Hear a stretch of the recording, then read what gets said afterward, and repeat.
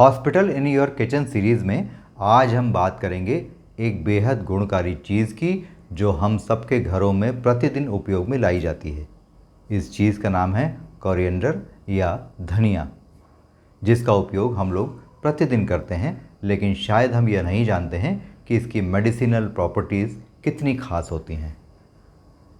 नमस्कार, disease free lifestyle के channel golden health में आप मेरे यानी रवि वर्मा के साथ हैं और आज हम बात कर रहे हैं धनिया की, जो हम सबके किचन में प्रतिदिन इस्तेमाल होता है, यह जाने बिना कि इसकी कितनी सारी मेडिसिनल प्रॉपर्टीज़ जो हैं वो अगर हम जान लें तो हमारी बहुत सारी बीमारियां जो हैं घर बैठे ही ठीक हो सकती हैं।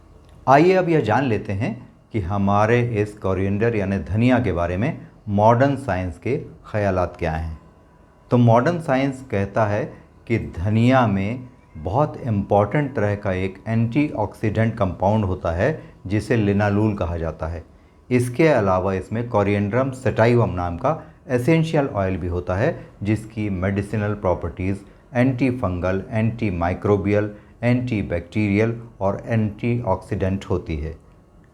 अगर धनिया की हरी पत्तियों की बात की जाए तो इसकी तासीर ठंडी होती है और जब हम इसे भोजन में अपने ऐड करते हैं तो यह फ्लेवरिंग एजेंट के साथ साथ प्रिजर्वेटिव का भी काम करती है। लेकिन इसकी जो मेडिसिनल प्रॉपर्टीज़ होती हैं उसमें यह लीवर और किडनी की बहुत अच्छी तरह से सफाई करती है। इसके अलावा हरी धनिया की पत्तियों का इस्तेमाल ब्लीडिंग नोज़, ब्लीडिंग पाइल्स और महिलाओं में पीरियड्स के दौरान होने वाली एक्सेसिव ब्लीडिंग को कंट्रोल करने के लिए भी किया जा सकता है। यूरिनरी ट्रैक्ट इन्फेक्शंस को रोकने के लिए भी धनिया की पत्तियों का जूस बहुत कारगर साबित होता है।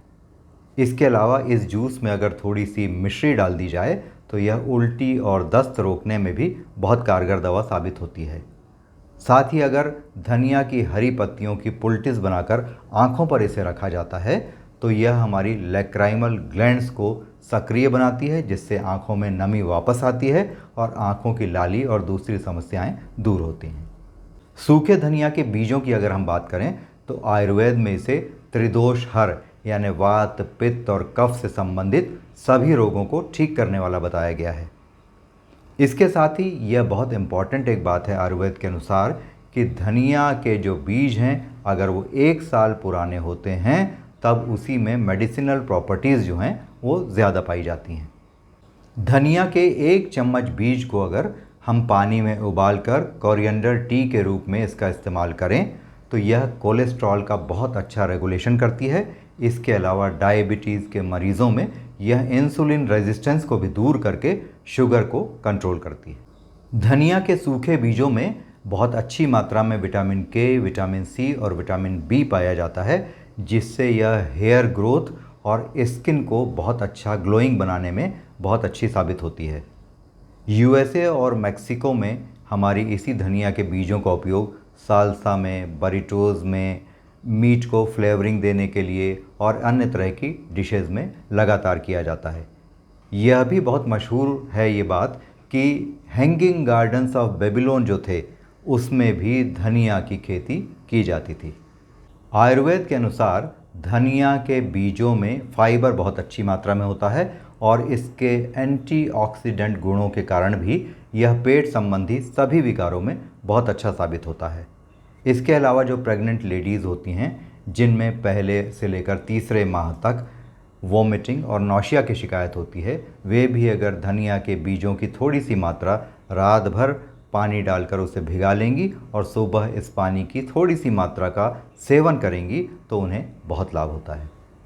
जिन बच्चों या बड़ों में पेट के वर्म्स की शिकायत रहती है उनके लिए भी धनिया का यह पानी इस्तेमाल करना बेहद लाभदायक होता है।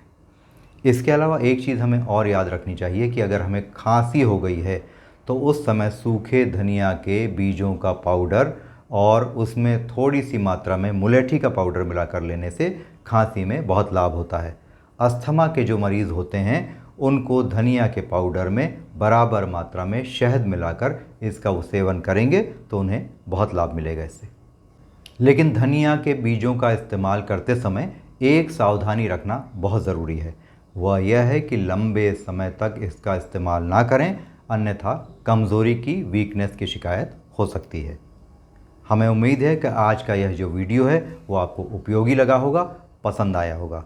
तो फिर शेयर, लाइक और सब्सक्राइब करने में कंजूसी बिल्कुल ना करें। Thanks for watching.